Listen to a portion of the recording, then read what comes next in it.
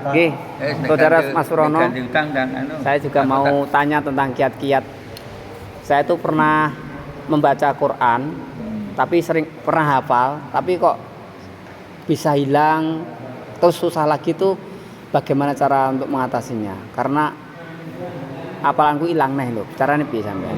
Itu memang salah satu masalah bagi penghafal Quran. Oh. Jadi kalau kita itu sebenarnya ya, kita itu dilupakan sama Al-Quran. Kita itu bukan lupa, tapi kita itu dilupakan sama Al-Quran. Betul? Iya.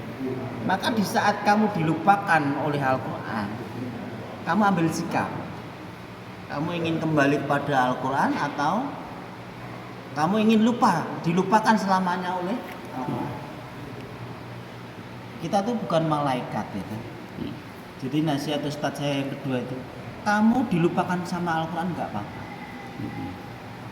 Yang terpenting di sini adalah orang penghafal Al-Quran adalah selalu berinteraksi dengan Al-Quran. Itu yang pertama. Yang kedua, Al-Quran itu adalah makhluk. Makhluk apa? Makhluk Allah yang suci. Dia tidak akan masuk kepada jiwa orang-orang yang kotor. Perhatikan. Kotor hatinya. Oh iya. Kalau Al-Quran itu sampai melupakan orang yang kotor hatinya, itu sudah pas. Maka di saat kita itu dilupakan, saya katakan dilupakan ya, perhatikan ini. Dilupakan sama Al-Quran, berarti di saat itulah hati kita kotor. Kotor dengan apa? Kotor dengan penuh kemaksiatan. Jadi Al-Quran itu mental. Mau masuk dia mental. Tapi kalau kita berharap makhluk Allah yang suci itu merasuki diri kita semua, sampai kepada aliran darah kita, sampai kepada nafas kita, sampai kepada nadi kita, sehingga kalau kita belah gitu ya, darah kita itu mengandung Al-Quran, berarti kita harus berjiwa apa tadi? Suci, bersih dulu. Kalau ingin tidak lupa selamanya, seandainya saya udah hafal ini, nanti saya mati, saya dibangkitkan oleh Allah lagi, Al-Quran itu masih ada dalam jiwa. Mau dibunuh 10 kali lah, dia tetap ada dalam jiwa kamu. Kalau itu jiwa kamu itu murni. Matur suwun saudara Surono atas kiat-kiatnya menjadi penghafal Al-Quran. Ngersiki awake maksiat. Bukan utang saja, banyak. Tapi kan hati yang bersih seperti maksiat kecil-kecil. Mungkin meneledorkan waktu sholat, kegiatan-kegiatan yang lain. Banyak semua kan. Sudah Al-Quran itu nggak mau dalam dirimu, mesti harus melekat pada hati orang yang diri bersih. Saya tanya, siapa yang hafal di sini? Yang di dunia ini suruh maju ke hadapan saya.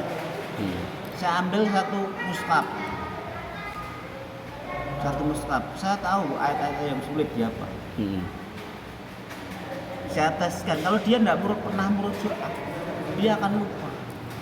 Karena dia akan dilupakan, dilupakan Quran. Karena apa? Maksiatnya itu satu. Maksiat orang penghafal Quran tidak pernah merujuk. Gak pernah? Murojoah. Oh, murojoah tiap hari. Tiap hari. Saya itu harus membaca, kewajiban saya membaca 1 juz. Setiap hari. Tiap hari. Agar Al-Quran melekat pada diri penghafal. Baca tok ya. Bukan menghafal. Setiap hari saya harus ganti ayat yang harus saya setorkan kepada Allah. Artinya dibaca dalam waktu sholat. Harus ganti terus. Saya harus nulis Quran. Semua saya tempuh supaya apa? Supaya saya tidak dilupakan oleh Al-Quran. Kalau sudah saya tempuh semua, kok Al-Quran masih melupakan saya,